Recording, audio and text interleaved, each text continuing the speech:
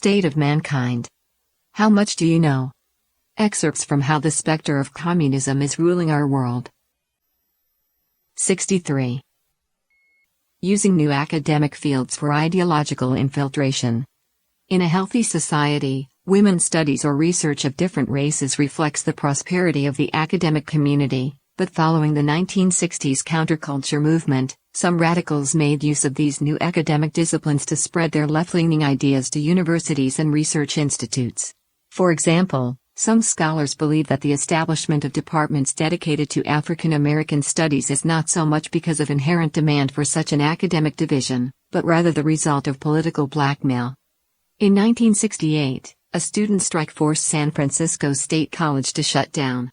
Under pressure from the Black Student Union, the college established the Africana Studies Department, the first of its kind in the United States. The department was envisioned primarily as a means of encouraging black students, and with it arose a unique African American science. The achievements of black scientists were brought to the forefront, and class materials were transformed to make them include greater mention of African Americans. Mathematics, literature, history, philosophy, and other subjects underwent similar modifications. In October 1968, 20 members of the Black Student Union caused another campus shutdown at the University of California, Santa Barbara when they occupied the school's computer center.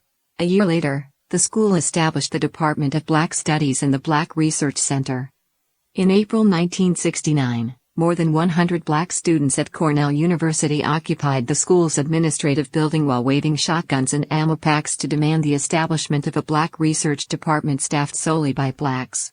When a teacher came forward to stop them, a student leader threatened that Cornell University had 3 hours to live. Cornell University eventually conceded to the black students and established the third black research department in the United States. Shelby Steele, who later became a senior researcher at the Hoover Institution at Stanford University, was once a proponent for the establishment of black research departments at universities. He said that university leaders had such a strong sense of white guilt that they would agree to any request from the representatives of black student unions. At the same time, women's studies, Latin American studies, gay studies, and so forth were introduced to American universities and are now ubiquitous. The basic premise of women's studies is that sex differences result not from biological differences but instead are social constructs. Due to the alleged long-term suppression of women by men and patriarchy, the mission of women's studies is to trigger female social consciousness, bringing overall social change and revolution, according to this perspective.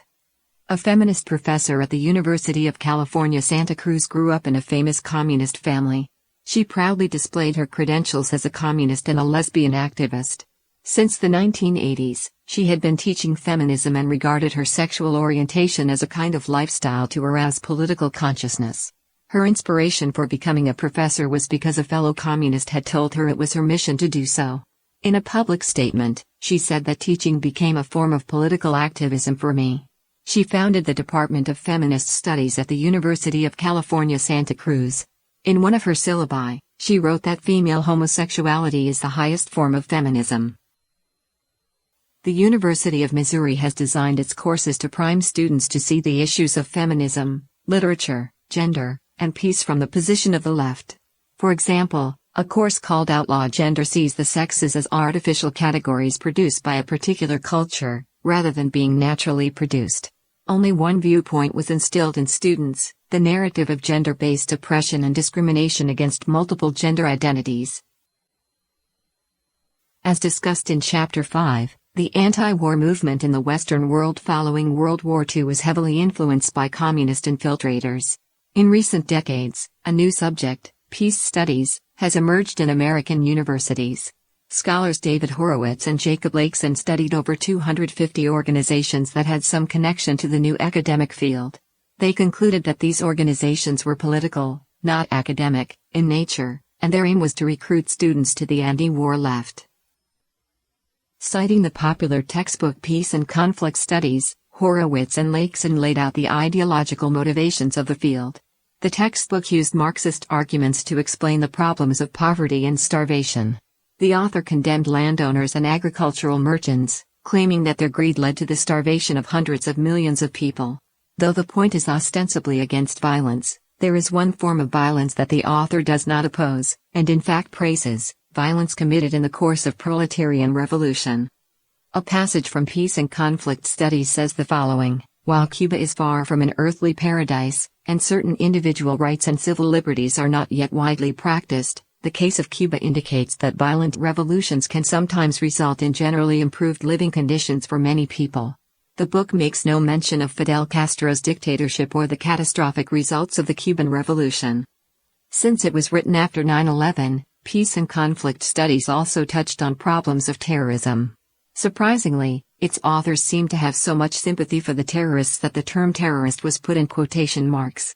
They defended their stance by saying, placing terrorist in quotation marks may be jarring for some readers, who considered the designation self-evident.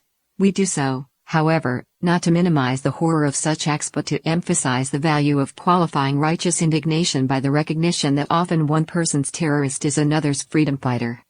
Academia should be objective and avoid harboring political agendas.